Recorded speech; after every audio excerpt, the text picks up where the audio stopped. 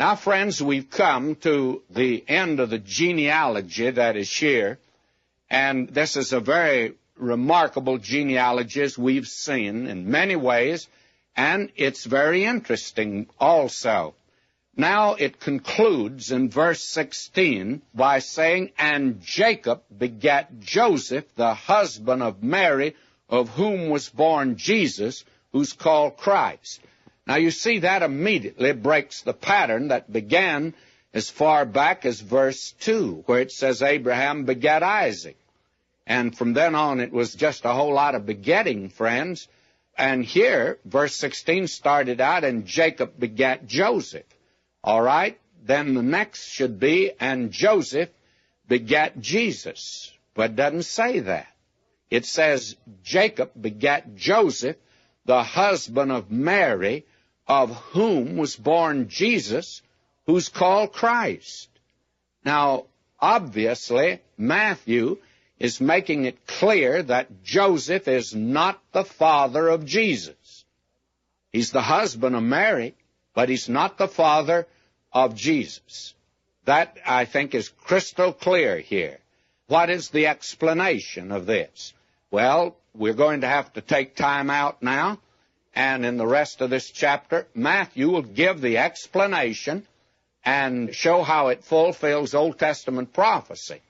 Now, when we get to Dr. Luke's gospel, Dr. Luke is a doctor, and he's going to give you quite an extended section on obstetrics, the virgin birth of Christ.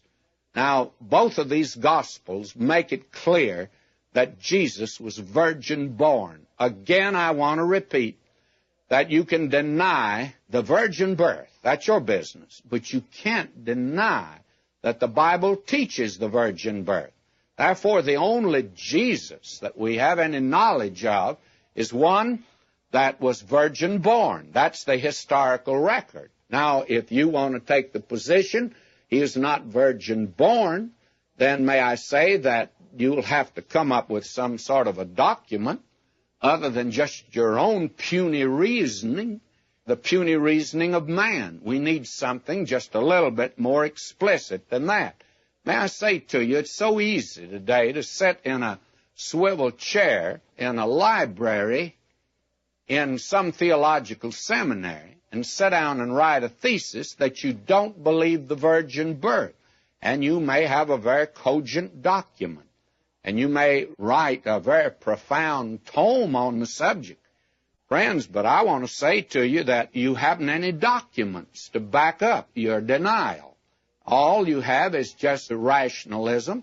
Just by a process of rationalization, you have to come up and say, well, it couldn't happen. And may I say, who are you to say that it couldn't happen when a few years ago men said you couldn't go to the moon, but they've gone there, and they've gone there, by the way, by natural means, using the laws of God.